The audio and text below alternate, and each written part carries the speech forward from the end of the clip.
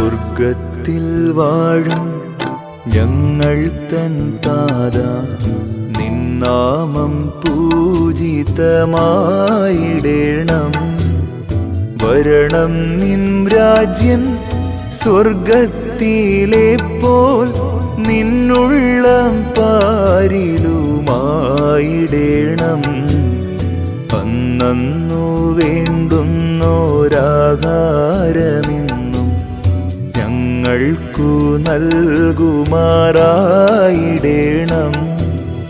അന്യർത്തൻ ദ്രോഹം ഞങ്ങൾ ക്ഷമിക്കുമ്പോൾ ഞങ്ങൾ തൻ ദ്രോഹവും നീ ക്ഷമിക്ക.